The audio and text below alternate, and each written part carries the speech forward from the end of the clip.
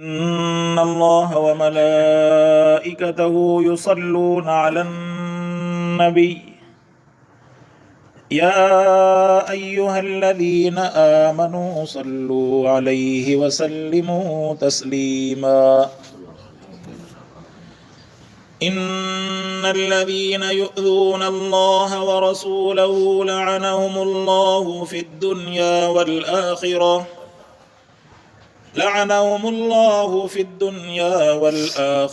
وأعد لهم عذابا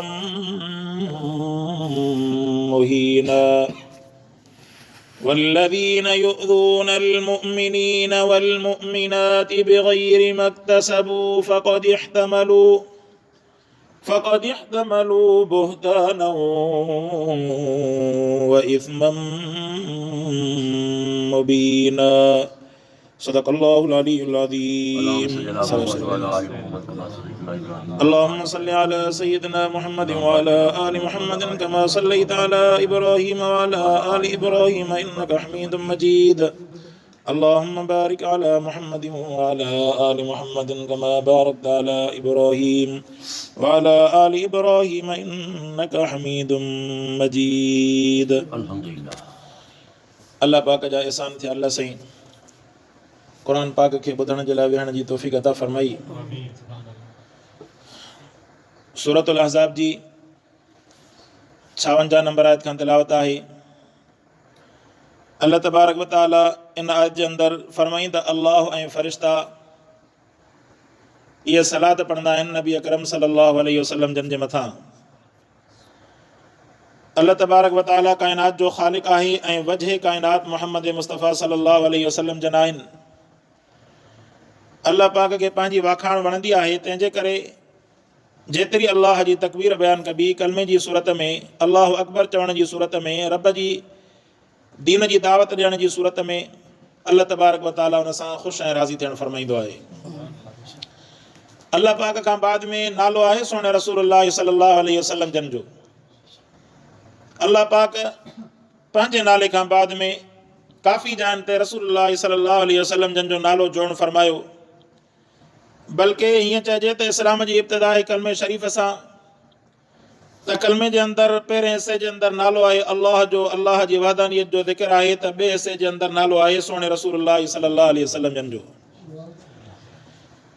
अल्लाह जी वाखाण हर ईमान वारे जी इबादत आहे त रसूलुल्लाह सल्लल्लाहु अलैहि वसल्लम जन जे मथां दुरूद शरीफ़ पढ़णु उन इबादत जी क़बूलियत आहे।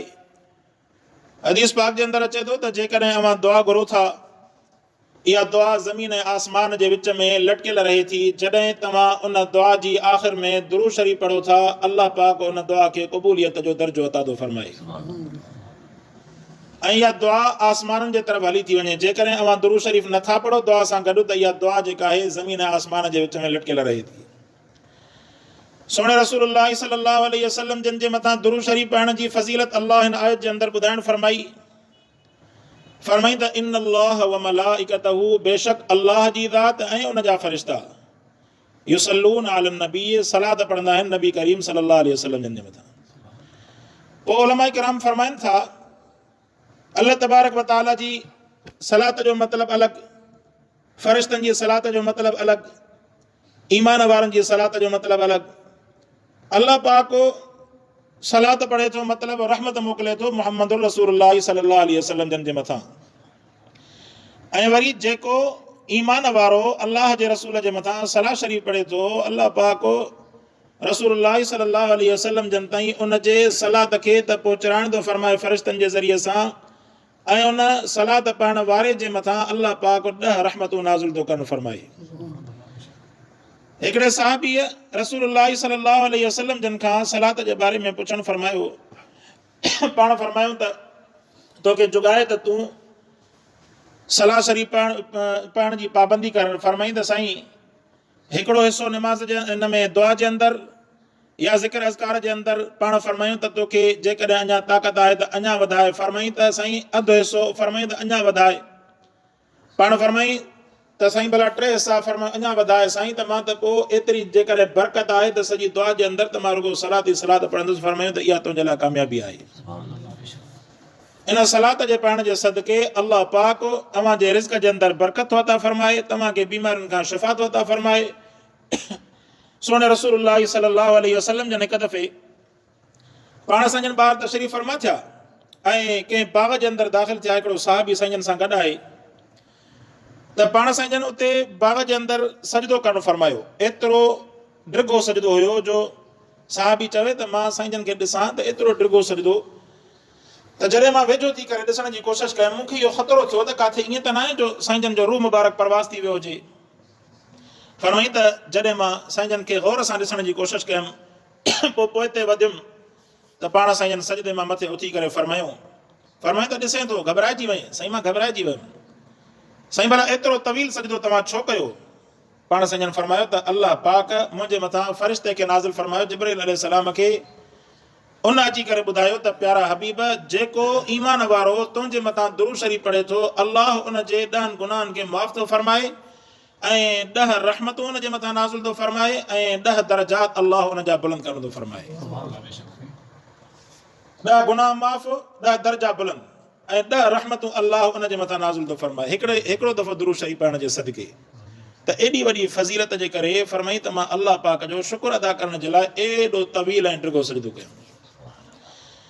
त मूं अर्ज़ु कयुमि त अल्लाह जो दुरूद शरीफ़ पढ़णु अल्लाह पाक जी रहमत मोकिलणु ऐं फ़रिश्ता दुरूद शरीफ़ पढ़नि था माना इस्तग़फ़ार कनि था ऐं ईमान वारनि खे अल्लाह पाक इन आयत जे अंदरि हुकुम फरमायो क़ुर पाक जे अंदरि ऐं इहा उहा आयत आहे जंहिंजे अंदरि या अय्युहल्लज़ीना आमनू जो लफ़्ज़ विच आयत जे अंदरि रब साईं ज़िक्र करणु फरमायो। हाणे विच आयत में आयो इन मां अहमियत पतो पई, ख़बर पई त ईमान वारनि खे ॿी जॻह ते क़ुर पाक जे अंदरि या अय्युहल्लज़ीना आमनू ईंदो आहे त आयत जी इब्तिदा हूंदी आहे।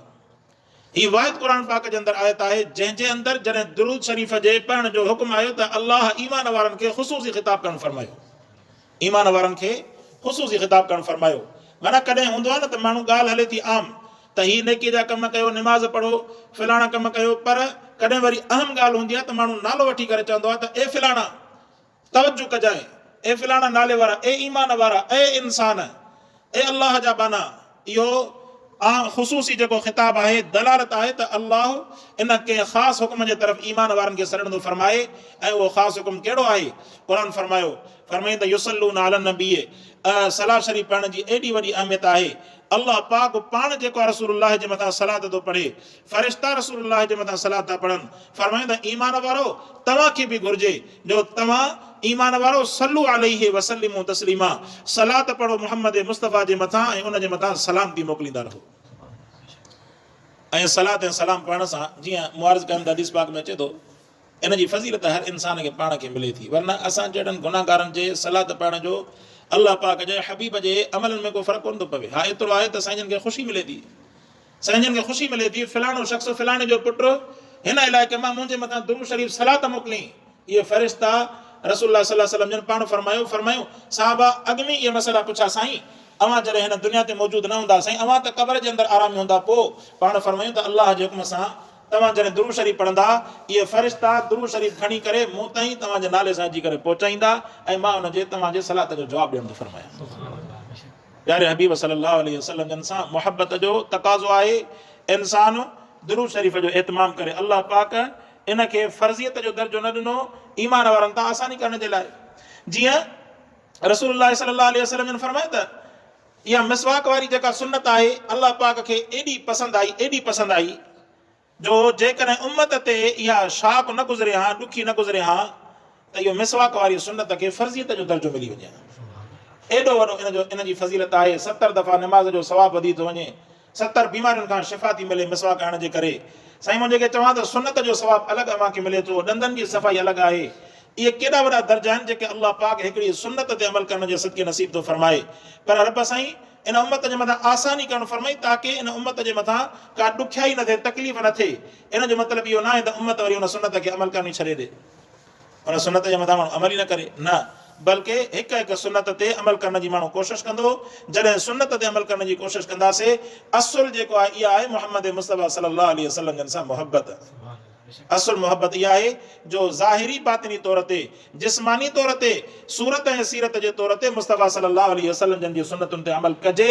इहा मोहब्बत जी अलामत आहे।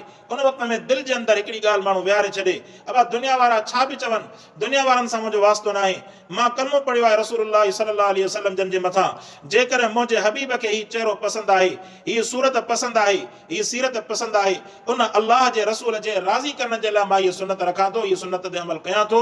इन जे करे क़यामत जे ॾींहुं अल्लाह पाक वटि इन रसूलुल्लाह सल्लल्लाहु अलैहि वसल्लम जन जी उनखे सिफारिश नसीब थींदी।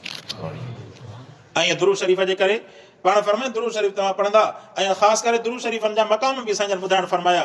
जीअं नमाज़ खां बाद में, नमाज़ जे अंदरि त हुई आहे, नमाज़ खां बाद में, दुआ खां बाद में, वरी साईं मुंहिंजे चवां त इन आज़ान जे ॿुधण खां बाद में, आज़ान जॾहिं माण्हू ॿुधे थो, आज़ान जूं बि वरी पंहिंजूं फ़ज़ीलतूं आहिनि। असां आज़ान जे वक़्त में लापरवाही कंदा आहियूं। आज़ान जॾहिं अचे अल्लाह जो नालो बुलंद थिए थो, इहो अल्लाह जे नाले जो प्रोटोकॉल आहे। जहिड़े नमूने सां इंसानु दुनिया में तव्हांजे साम्हूं को मोतबर माण्हू अची वञे, तव्हां उथी बीहंदा, चवंदा भाउ साहब आहे, मुंहिंजे मथां हिन जी चार्ज आहे, मथां मूंखां नाराज़ थी पवे, भली खणी कहिड़ो बि हुजे, पर माण्हू हुनजो एतिराम कंदो, इज़त कंदो, पोइ कॾहिं भव जे करे एतिराम कंदो, कॾहिं हुनजो दिलि सां एतिराम कंदो। अहिड़े नमूने सां अल्लाह पाक जी जेका आज़ान आहे, नालो आहे अल्लाह जो, इन जो प्रोटोकॉल इहो आहे त उन वक़्त में तव्हां पंहिंजा कमकार छॾे करे तव्हां कम अज़ कम पंहिंजे कननि खे मुतवजे कयो आज़ान जे तरफ़। अल्लाहु अकबर जे वक़्त में सुन्नत इहा आहे त तव्हां बि पंहिंजे ज़बान सां उहे ई लफ़्ज़ दोहरायो जेके लफ़्ज़ मुअज़्ज़िन आज़ान में चवे थो, सवाइ जेको हय्या अल सलाह हय्या अल फलाह जी। उन्हनि जी माना आहे त माना अचो नमाज़ जे तरफ़, अचो कामयाबी जे तरफ़। उन वक़्त में माण्हू चवंदो त ला हौला वला कुव्वत इल्ला बिल्लाह, माना असां जेको अचण जी कोशिशि कयूं था, पर जेकॾहिं ख़ुदा न ख़ास्ता कॾहिं आज़ान अचे ऐं न वञूं, अहिड़े वक़्त खां, अहिड़ी मुसीबत खां अल्लाह पाक जी असां पनाह था घुरूं। या उन्हनि माण्हुनि जे बारे में जेके आज़ान ॿुधण जे बावजूदि बि मस्जिद में अची करे नमाज़ अदा करण जे लाइ तयारु न आहिनि, माण्हू उन वक़्त में अल्लाह पाक खां पनाह घुरे त ए अल्लाह असां तोखां पनाह था घुरूं। सो फरमाई त इन आज़ान खां बाद में तव्हां दुआ पढ़ंदा, उन दुआ जे अंदरि बि वरी दुरूद शरीफ़ पढ़ंदा। अल्लाहुम्मा रब्ब हाज़िहि दाअवति ताम्मा वस्सलातिल क़ाइमा आति मुहम्मदनिल वसीलत वल फज़ीला। फरमाई त ए अल्लाह मुहम्मद रसूलुल्लाह के वसीलो बि अता फरमाए, फज़ीलत बि अता फरमाए। ऐं पाण फरमाए त वसीलो इहो अहिड़ो हिकिड़ो दर्जो आहे, मक़ाम आहे, आति मुहम्मदनिल वसीलत वल फज़ीला वबअसु मक़ाम महमूदन लज़ी वअदता। मक़ाम महमूद इहो अल्लाह तबारक व तआला अहिड़ो मक़ाम आहे जंहिं मक़ाम खे अल्लाह पाक सॼी काइनात मां सिर्फ़ु हिकिड़े फ़र्द खे उहो मक़ाम अता फरमाइणो आहे। ऐं पाण फरमाईं त मूंखे उमेद आहे त उहो मक़ाम अल्लाह मां मुहम्मद खे नसीब फरमाईंदो। त मक़ाम त उहो ई मिलणो आहे। तव्हां दुआ घुरंदा त तव्हांजे दुआ जे करे ॼण त उन मक़ाम जे अंदरि तव्हांजो हिसो बि शामिल थी वेंदो। ऐं तव्हांजे इन दुआनि घुरण जे करे फरमाए त दुरूद शरीफ़ पढ़ण जे करे तव्हांजे मथां क़यामत जॾहिं रसूलुल्लाह जी सिफ़ारिश तव्हांजे मथां हलाल थी वेंदी। सो फरमाईंदा या अय्युहल्लज़ीना आमनू सल्लु अलैहि वसल्लिमू तस्लीमा। ऐ ईमान वारो सलाह शरीफ़ पढ़ो, दुरूद शरीफ़ पढ़ो रसूलुल्लाह सल्लल्लाहु अलैहि वसल्लम जन जे मथां। ऐं कुझु वरी जेके आहिनि इहे बिदअती चवंदा आहिनि त हिते सलात खे मञणी कोन वञ में। क़ुरान पाक जे अंदरि सिधो सिधो लिखियो आहे तव्हां सलात पढ़ो, जेतिरी सलात पढ़ंदो ओतिरा तव्हांजा अजर वधंदा, तव्हांजा अमाल नामा वधंदा। सिर्फ़ु इहो आहे त माना बिदअती अंदाज़ में सलात न पढ़ो। बिदअती अंदाज़ में मतिलबु जिते जंहिं शइ जो ज़िक्र न आहे उते पंहिंजे तरफ़ खां हथ ठोकी ॻाल्हि हणी करे उन ॻाल्हि खे न वधाए। बाक़ी हाणे जेतिरो दुरूद पढ़ंदो, जेतिरी सलात पढ़ंदो, अल्लाह पाक उनजो सवाबु उनखे ज़रूरु अता फरमाईंदो। पोइ खणी इंसान जेकर बेनमाज़ी बि आहे तॾहिं बि दुरूद शरीफ़ पढ़ण जो सवाबु त उनखे मिलंदो ई मिलंदो। हर नेक अमल जो पंहिंजो सवाबु आहे। जेकॾहिं कॾहिं माण्हू गुनाहगार आहे, कॾहिं कंहिंजो को अमल खुटल आहे, नमाज़ नथो पढ़े, रोज़ो नथो रखे, या को बि हुनजो अमल खुटल आहे, पर हुनजे बावजूदि बि जेकॾहिं दुरूद शरीफ़ पढ़े थो त अल्लाह पाक उन दुरूद जो सवाबु उनखे ज़रूरु अता फरमाईंदो। ऐं हाणे दुरूद जे बारे में चंद मसाइल अर्ज़ु कयां त दुरूद जे बारे में उलमा फरमाइनि था हूअं त माण्हू जेतिरो दुरूद पढ़े उनजे मथां सवाबु ई सवाबु आहे, पर जेकॾहिं हिकिड़ी महफ़िल जे अंदरि आहे जहिड़ी तरह सजदो तिलावत आहे, क़ुरान पाक जो तिलावत जो सजदो माण्हू पढ़ंदो आहे, त हाणे हिकिड़ी जाइ ते वेही करे जेकॾहिं हिकिड़े तिलावत जे सजदे खे 3-4 दफ़ा पढ़ी त हुनजे मथां वाजिबु सिर्फ़ु हिकिड़ो सजदो थींदो आहे। इहो हिकिड़ो हुकुम आहे। पर जेकॾहिं मुख़्तलिफ़ मक़ामनि ते पढ़ी, हिते उहा ई आहे त पढ़ी, वरी ॿिए हंधि वरी टे हंधि, त हुते वरी अलॻि अलॻि सजदो तिलावत जो हुनजे मथां वाजिबु थींदो। अहिड़े नमूने सां दुरूद शरीफ़ बि ईअं ई आहे। रसूलुल्लाह सल्लल्लाहु अलैहि वसल्लम जो नालो मुबारक तव्हांजे साम्हूं ज़िक्र कयो वञे, उन वक़्त में नालो मुबारक ॿुधी करे हिकिड़ो दफ़ो दुरूद पढ़णु वाजिबु आहे। हिकिड़ो दफ़ो दुरूद पढ़णु वाजिबु आहे। बार बार माण्हू नालो ॿुधे थो, उन वक़्त में दुरूद शरीफ़ पढ़णु मुस्तहब आहे। पोइ दुरूदनि जा घणा ई क़िस्म आहिनि।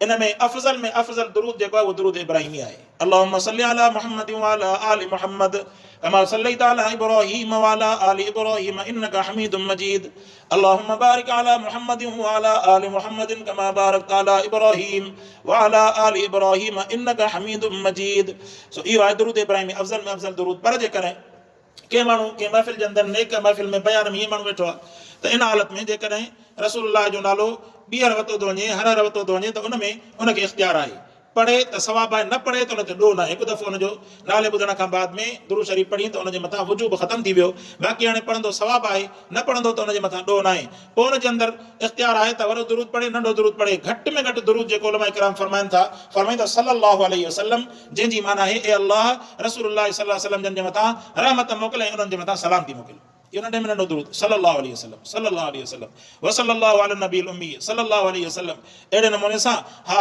ऐं दुरूद शरीफ़ जे अंदरि जेकॾहिं माण्हू पंहिंजी ज़बान में दुरूद पढ़े थो उनजो बि सवाबु आहे पर अरबी ज़बान सां दुरूद पढ़ण जे अंदरि मैचिंग थी वञे ज़रा उन सहाबा इकराम रसूलुल्लाह सल्लल्लाहु अलैहि वसल्लम जन जी पंहिंजी ज़बान मुबारक सां पढ़ियल दुरूद वांगुरु जेकॾहिं माण्हू हिकिड़ो सिंधी में चवंदो ए अल्लाह रहमत मोकिल रसूल जे मथां सलाम मोकिल इहो बि दुरूद आहे इनजो बि सवाबु आहे इहो बि दुरूद शरीफ़ इनजो बि सवाबु आहे पर उनजी जाइ ते जेकॾहिं अरबी ज़बान जे अंदरि पढ़ंदो त मैचिंग जे करे उनजो सवाबु उनजो वधी वेंदो जहिड़े नमूने सां अव्हांखे दुआ जेको आहे पंहिंजी ॿोलीअ जे अंदरि घुरण जी इजाज़त आहे पंहिंजी जड़ी ॿोली हुजे तव्हांजी बलोचकी हुजे सिंधी हुजे अरबी हुजे बिरोई हुजे तव्हांखे दुआ घुरण जी इजाज़त आहे पर जेकॾहिं तकल्लुफ़ करे अरबी ज़बान जे अंदरि दुआ थो पढ़े त उनजो वरी ज़रा सवाबु थोरो वधीक आहे उन अरबी ज़बान जे करे रसूलुल्लाह सल्लल्लाहु अलैहि वसल्लम ने फरमाईंदा उहिब्बुल अरब लिसलासिन अरब सां टिनि शयुनि जे करे मोहबत कंदा कयो फरमाईंदा हिकु अना अरबियुन मां मोहम्मद अरबी आहियां अल्लाह मुंहिंजे कबीले खे अरबी बनाइण फरमायो ऐं फरमायूं त ऐं ॿिए नंबर ते क़ुरान वल क़ुरान अरबियुन क़ुरान अरबी जे अंदरि आहे